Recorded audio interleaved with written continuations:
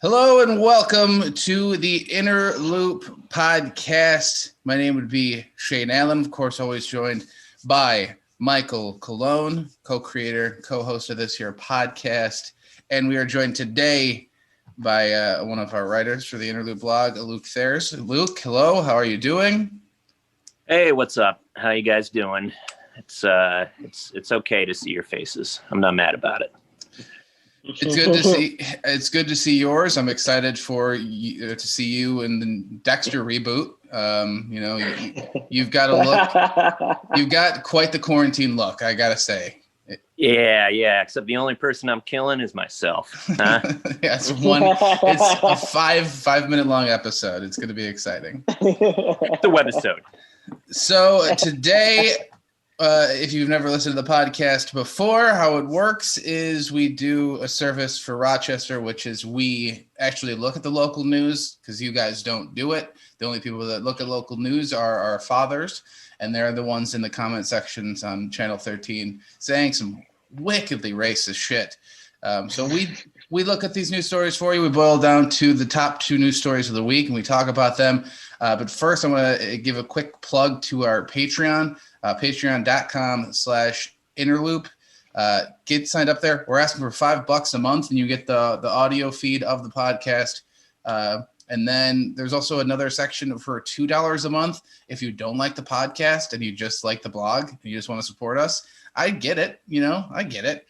But also I don't. I don't know why you hate us personally, but like what we post, it just doesn't make any sense. You're separating the art from the artist. It's like, I really loved Bill Cosby's album, but I didn't like what he did. So I don't know. You do you, though. You do you. So let's get into it. First big news story of the week. Everybody getting super butthurt about the Jazz Fest actually happening this year, but not downtown like it always has. So I'll pull up the clip here. And we'll watch this here news story. If I can share the sound as well, that might help the podcast listeners. Let me know if you guys can't hear this. Hope for a Jazz Fest this summer in Rochester. I can hear it. After it was Yeah, I'm good. Of COVID in 2020, producers of the CGI Rochester International Jazz Festival say they are making plans right now to hold the festival this year, but at RIT and at a different time. The dates would be July 30th through August 7th. Now, all this hinges on public health guidelines for large-scale gatherings and for travel. Producers say the change of venue would provide a more flexible and spacious festival footprint. We're coming at this from more of a New Orleans Jazz Festival focus to be able to do something this year. New Orleans is on a racetrack. There's 150,000 people a day. It's unbelievable. A lot of space to breathe, a lot of places, to be able to have 6 feet apart if we need to still do that. So that was the predication of getting into this frame of mind of trying to do something this year. Other than canceling, we wanted to try all we could to be able to do something. So the decision not final. They're going to decide whether to move forward with this planning for an RIT festival in the spring. So we'll know more then. It's not even finalized. Right on. And everybody's freaking pissed about this. Not even finalized. But the whole idea is that they're going to do the Jazz Fest. They're going to move it to RIT.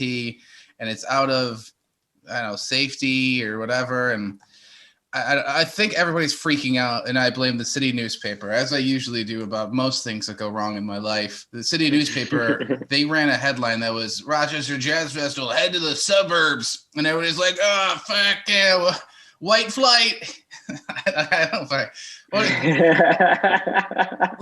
You live 10 minutes away Steve Martin from moving his banjo whack to the suburbs. Yeah, what is, I guess I don't understand the animosity between the city and the suburbs. I don't get it. I've lived in 3 different towns in Rochester. I lived in the city.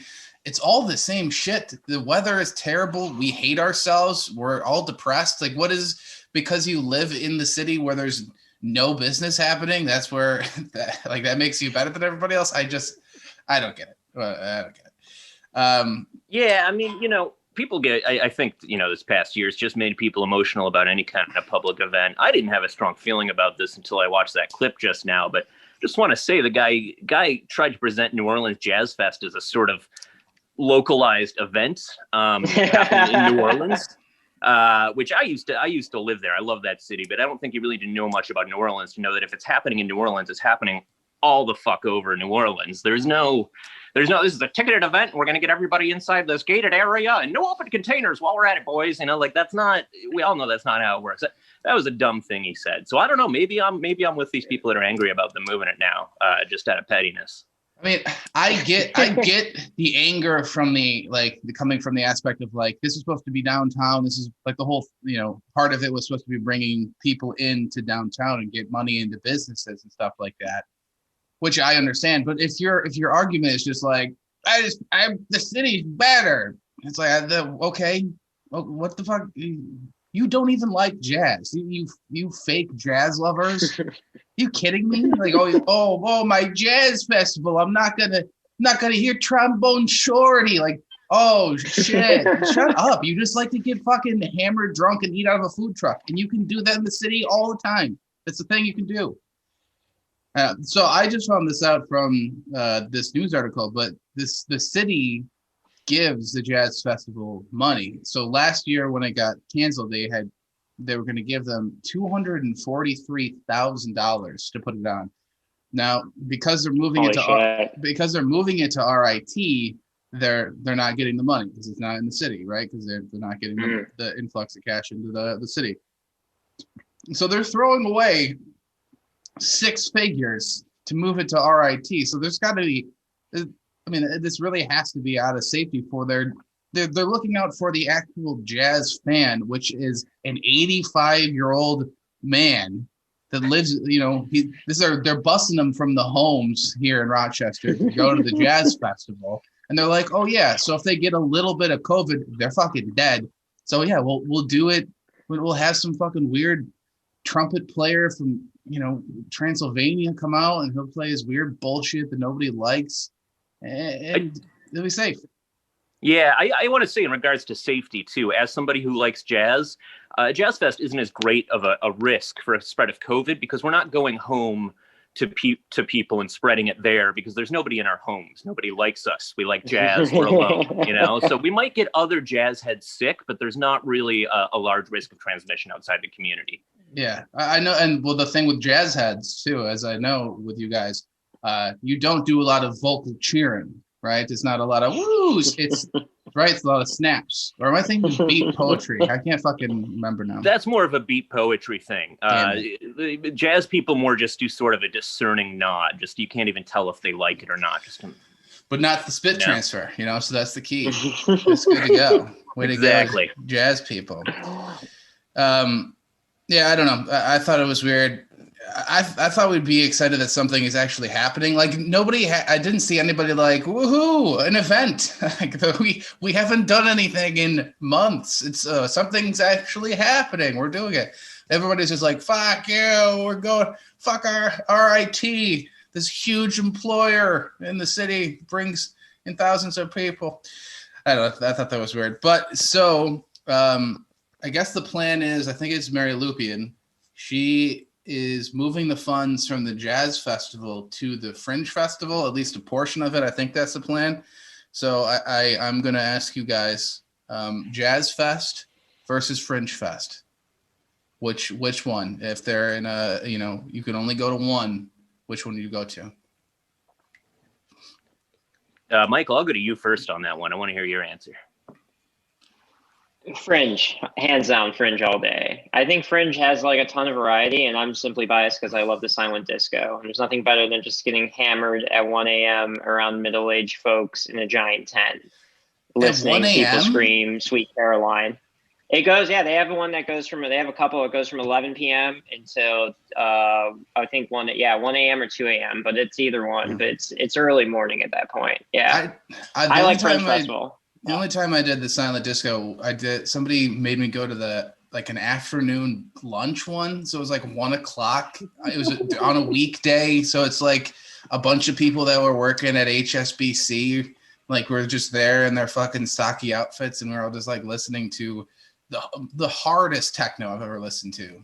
Like it was a different level of dubstep. And I'm just like looking at these people like, what the fuck are we doing? What are we doing here? Right on. So you're going the Fringe. For me, it's neither. I'll tell you why. I was just reminded of this when I was watching that clip just now. You guys are going to love this. This is Rochester Gold. So years ago, I worked at a bar on Alexander Street. It's no longer there. It was a piece of shit. It doesn't matter what it was. But Doug Embledge, who we just saw, came through, apparently, with his family at one point. There was a patio. People like to come outside, sit on the patio. And the head bartender I worked with, this guy was a real asshole. I'm sure he was in the wrong, but they got in a little bit of an exchange over Doug not liking how the queue was moving. And I caught this. The bartender told him to eat shit, which is such a great, like, weird old dude insult. Like, who says that anymore? So, this is years ago, but still. And Doug Embledge wrote this letter to the owner of the place, just really explaining the scenario and not really being out of line at all. Just this happened. He told me to eat shit, which I didn't like, that sort of stuff. And actually, to his credit, commending one of the other bartenders there. But, us being the terrible people that we are, we printed it out and everybody got copies. And for a while, I'd say months, during after hours when we were all drunk and cleaning up, we'd take turns reading it in his voice, doing the Doug Embledge voice. And then he told me to eat shit. And if you show me a Fringe Fest or Jazz Fest that can provide something more entertaining than that, then I'll pick one. I mean, dude. But until then, I'm going with Doug Embledge. Yeah, that's good. That trumps out both of them. Yeah. Luke, I'm not even fucking around. I guarantee that if you got all those people you used to work with together and you made a Fringe show called "We're Just Gonna Read As Doug Embledge," that would sell out. Kill. They would accept that. They just accept. Sorry, why make it a show? Embledge Fest. There you go. There you go. And we're moving it to Pittsburgh. What dates are those again? You said July 31st to August is when they're moving it? For Jazz Fest? Yeah, the Jazz Fest. I think that's because it kind of makes me realize that that's also going to, I don't know if these are still happening, but that would also interfere with the Park Ave Fest and the Puerto Rican Festival. So maybe that's another reason they want to move it out of the city. They can't communicate with those kinds of people, mainly the Puerto Rican Festival is what I mean. So the Jazz Festival people don't want to talk to the Puerto Rican Festival people? Okay. Or the Park Ave Festival people. You need things segregated. Rochester's really good at that. I think we just need to have every festival in its own little area. I don't know. It just made me think that the Jazz Festival, if it is that time, maybe that was a reason for them too, because they don't know what Park Ave Fest is doing as well, because that would be going down around that time. It's like August 2nd through August 5th or something like that. Well, maybe they know that those are getting canceled then, because I don't know why you would want to throw something to compete with another festival at all. So yeah, it just made me think about it. If that was interfering with it. Not a good sign for Rochester's festival season coming up. So, all right, next news story. We solved that one. This is the second biggest news story this week, and it is fucking crazy. It's the story of the Rochester City School District's current lunch menu has lots of people quite upset. Jesus. The timely burp, right, with the photo coming up. Yeah. Parents in the Rochester City School District are speaking out about the have been returning this week. Providing cold grab-and-go lunches. News 10 NBC's Patrick Moosnick is listening to the concerns of parents. Patrick? Asked is, if suburban schools can provide hot lunches, why can't city schools do the same now that they've reopened again? We showed you the pictures Tuesday night of what RCSD students received for lunch. Tiana Brown talked to us. Oh my God. Which her friend's son brought home. Brown says the meat stick not. Oh my God. Did the school board provide this computer to you too? Yeah. And now, all right, WHEC, you need to fix your damn website. All right. Well, we'll just here's the picture of the bad boy that was floating around Facebook. It is for the podcast. I think that speaks 1,000 words. For the podcast listeners, it is a Land O'Lakes cheese stick. It is a smokehouse seasoned turkey breast stick. It's a bag of whole grain Cheez-Its. There's a pear, there is a chocolate milk, and it looks like there's an apple juice as well. If the clip works, the I think the mother that was on the clip. Holy shit. She was talking about how one of the kids' turkey sticks was moldy, which is like, I don't know. If it's true, that's upsetting. But also, I don't feel like it's true because I don't think those are real meat. Like I don't think that those mold. You know what I mean? Like Yeah. I feel like it's one of those things where like Mountain Dew, somebody claimed that Mountain Dew, right? They found a rat in their can and Mountain Dew like just blew it off. They're like, if there was a rat in the can, it would have dissolved. Like this is poison. So I don't know if those things mold, but so from what I understand, the whole reason they switched to this cold lunch only is because they just don't have staff right now. They had huge budget cuts.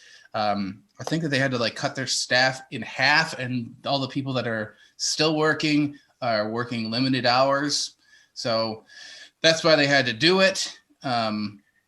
I guess, I don't know. My take on this is, yes, it's upsetting that these kids aren't getting hot lunches, especially between like, that's not good optics when it's the city kids not getting it and the suburbs. Like that makes me kind of understand why everybody's so pissed about the Jazz Fest. Yeah, so it's like, oh, great. The Jazz Fest is moving to the suburbs. I bet they're going to get hot lunch. I'm like, okay.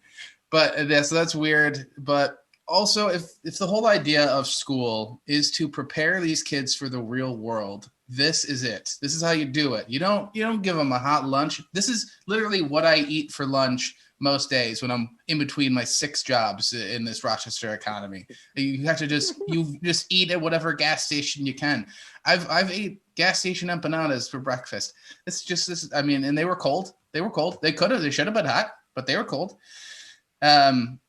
People upset about this whole thing, and I love that they still got milk.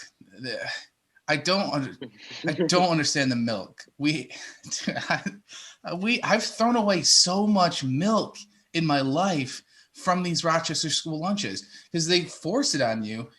You go through the line and they're like, "Don't forget your milk. Don't forget your milk." I'm like, okay, I'll throw this away for you. I've killed so many fucking cows by how much milk I have just thrown out, and it's chocolate milk. It's always chocolate milk. It's like, this is not healthy.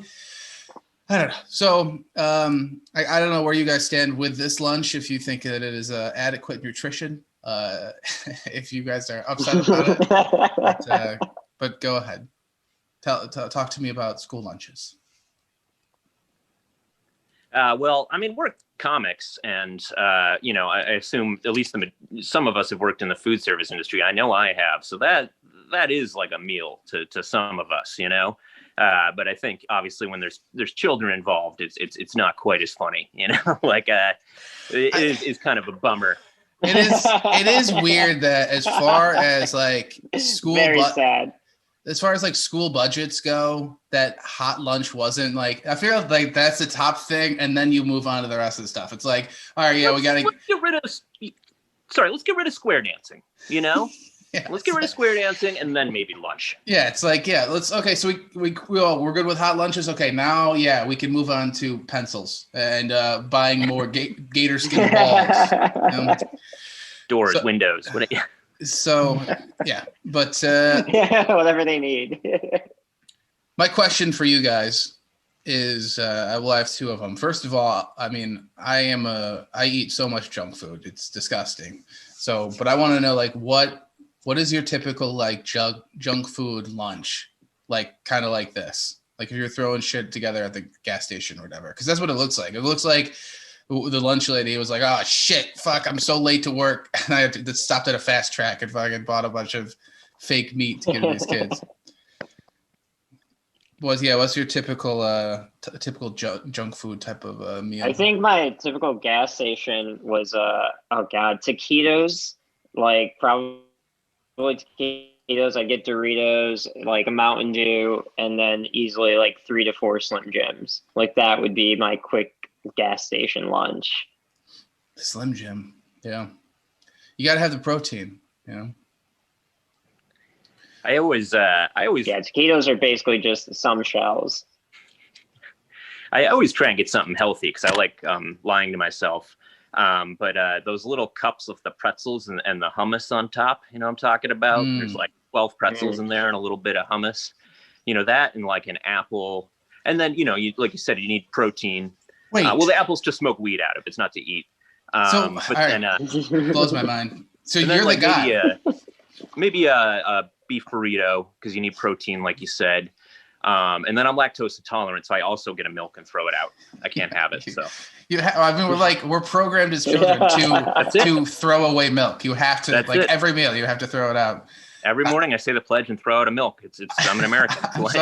I'm surprised they don't do that at every Rochester restaurant. Just present you with a glass of milk and then pour it into a garbage in front of you. It's like, this is a classy establishment. Thank you so much. We're doing that at Emily Fest. So you're the guy, huh? You're the guy that's buying all the fruit at fucking gas stations. Well, you know, you can smoke weed out of an apple. It's good to have around. You know, I wouldn't eat one. Don't eat one. I've never. You break a light bulb, you stick an apple up in there, you unscrew that thing. You know. I've never met one of you. This blows my mind. I've seen these like rows of loose fruit at gas station that comes from ? We don't know where it's from, but I'm glad that you're the one that's buying it up. I think based on what you're looking at, it should be impressive that I know what fruit is. Yeah. So, I guess I don't really know you guys enough. Did you guys went to school, elementary school, high school in Rochester, right? Yeah, I'm a Grease kid. I'm from the worst place on earth. Michael and you. Leroy. Yeah, that's right. I went to Leroy. I forgot. Yeah. How could I forget about that? Never forget. But never forget. I think it's probably the same fucking lunches. So I guess now we're gonna do the thing where I ask you to rank them, and I want you guys to give me your top 3 school lunches growing up. Michael, do you want to start? Give us a little taste of Leroy. Was it just Jell-O? I'm assuming. We did get Jell-O. Like there was mandatory Jell-O, and you had to go see Bill Cosby at least once a week when he was in town. That explains some things. And that explains a lot. And then we just had this thing where it was just cheesy bread and just meat. They never really told you what kind of meat it was. You just dipped it in sauce and meat, and that. Did we lose them? 3 sticks. I think. And Mikey, then which I actually thought was barbecue sandwich, and that was it. Like there was nothing else on the. Oh. Yeah, you cut out. Can you hear me? Is it there? I don't know. I think that your computer realized that you're from Leroy. Barbecue sandwiches. He wants me to kill myself. Barbecue sandwiches. But I don't know where. Barbecue That was it. sandwiches. It was just bread and then just brisket and just like some brisket, and then that was it. There's no sides. There's nothing on chocolate milk, of course. And we also got these little grape containers. Wow. With brisket. Yeah. It was good. I was going to say like French bread pizza, like trash food, but that sounds French bread pizza. Yeah. We got that like 3 times a week in Greece. For sure. Oh yeah, definitely. Oh yeah. On Saturday, we had to eat it on Saturdays. It came to our house and made sure we were having French bread pizza. It was awesome. You had fucking brisket in Leroy? What the fuck? We had brisket. We had brisket. I swear to Christ, yeah. I love that Mike's list is like, the fish sticks, caviar. Leroy is a weird budget there. I don't know. Really good small yay too in the schools. Yeah. Luke, what were your favorites? The school lunches growing up. Oh man, well, definitely French bread pizza. You know, so hard but when you're a kid or a 41-year-old adult or whatever, carbs are all you need. You know, you can get by on that. Corn dogs. Anytime we did corn dogs, that was another treat. Really, any kind of food that you can eat with your hands. You know, there's something very upsetting to me about eating a fork and knife out of one of those plastic trays. I don't like that. I don't like that picture. I never did. So I mean, just any handheld food. Okay. That's I think that was always the go-to for me as a kid. So follow-up question about school lunches for you guys. I remember growing up, I think that they've changed the name since, but I think Michael called it the Mexican pizza. For us, it was called the Fiestada pizza, which I don't. I mean, Michael, you're from wherever you are from, Leroy. Is that a word? I took Spanish for so long, and I don't remember fiestada coming up in any of my classes. Is that like to party? Well, fiesta is to party, but you said festada? Fiestada, yeah. When you put the ada at the end, is that we party? I don't know how that works. Yeah, I don't know what the fuck that is. I mean, so I we wasn't racism. Actually. Yeah, it's just racism. It's just pure racism. But yeah, Mexican pizza or like "Why are you here, boy?" pizza was a lot. That I heard in Leroy. Yeah. Get back over the wall pizza. I remember that one. That was a good one. Yeah. And so the other weirdly named food was they had the turkey in gravy and like you plopped it on the instant mashed potatoes, and my school called it turkey chunks. I think we had something similar served on toast, and I don't know what the school called it. We called it shit on shingles, which is like an old school like army thing. It probably picked up from Dad. When did you go to school in the 20s? What the fuck? It took me a while to graduate. It was like the 20s through like 96, and then I just dropped out. Luke didn't have school lunch. He had army rations is what we're finding out. Yeah, the occasional MRE, No, yeah, they called it turkey chunks, and dude, everybody loved it. Nobody was like, I think I was the only one that was like turned off by it. I was like, I'm not gonna walk up and ask for chunks. That's just not a thing that I'm gonna fucking do. Listen, I know I'm 8 and I'm already the size of an adult weight wise, but I am not gonna fucking ask for chunks. I'm better than this. So instead I just got the mashed potatoes. Fiestada pizza for me is number one. It'll always be the number one. It's delicious. If anybody's looking for it, you can get it at Fast Track. That's the thing. They've capitalized on that market. I think at Perry's Pizza, you can order a box of them frozen. If you need 48 of them, you can just do that through Perry's. My friends and I, it is definitely like a Stockholm syndrome thing where we miss those fries because they gave us fries with every fucking meal, right? It was like fries and milk. That is what my bone structure is made out of. That's what I grew up with. And we miss those fries because they're so fucking inconsistent. Some of them, there's not even potato in them. It's just the fry. Some of them, they're mostly wet. They're so wet. And then you'd go and you'd get the fucking pile of ketchup.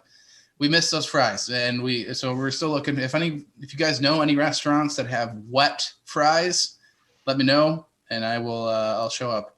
I have to add my own water to mine at home. I think every restaurant through Uber Eats will get you those fries, and they'll even eat a couple for you too on the way. Any delivery fry is going to show up nice and soggy. So now that we've figured out, we talked about the Jazz Fest, we talked about the school lunches. It's all depressing. So let's kind of a little palate cleanser we like to do. We like to ask our guests first. What is the most Rochester thing you've done this week? Michael, if you want to kick it off, then we'll go to Luke.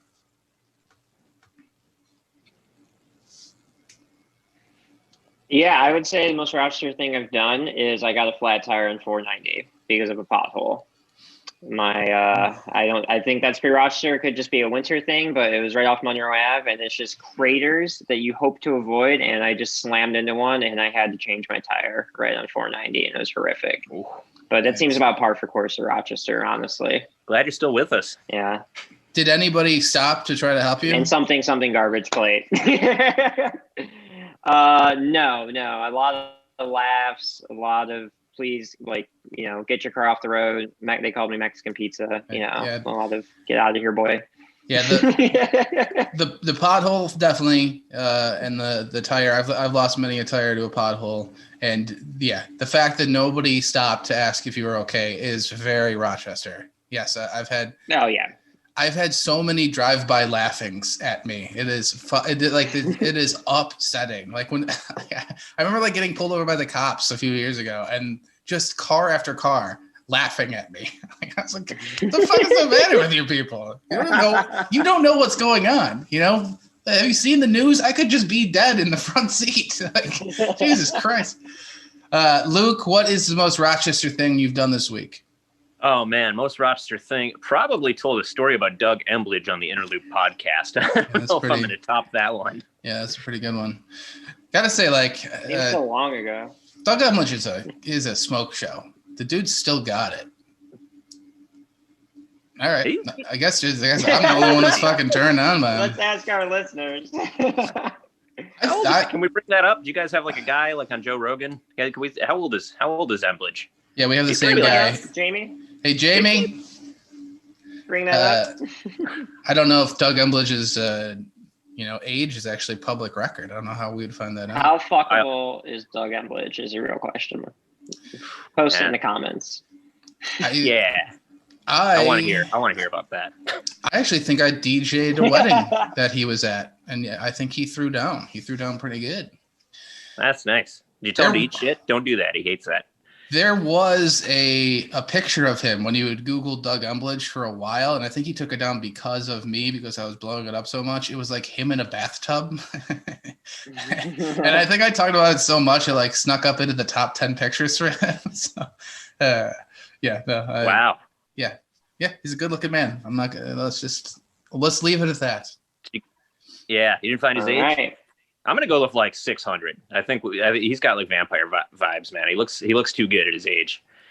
Yeah, I'd say at least late 50s. If we're doing it in Don Elhart years, I think he's a quarter of an Elhart. If that's a thing of time. I don't know, Luke. You look pretty young when you don't have this. You don't look like your age. You always look like 28 to me. Yeah.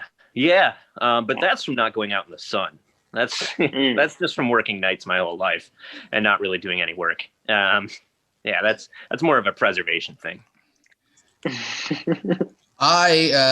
For my Rochester thing, I have been eating nothing but chicken wing dip since the Super Bowl. I made far too much of it, and then I stopped watching the game because it was fucking boring. So then I was just eating chicken wing dip alone, and I made so much of it that I was just adding it into other foods. Like I microwaved some broccoli, and I just stuck that on there because it's like a topping, as like a spread, and put it on some toast. Like it's just every meal I've had chicken wing dip.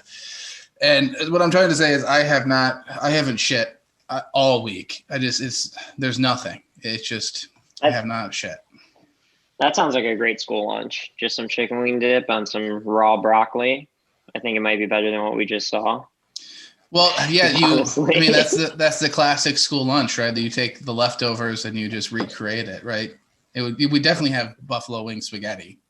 What would you call that? Like Caucasian pizza, or? I feel like there'd be a name for that. It's something. Pizza.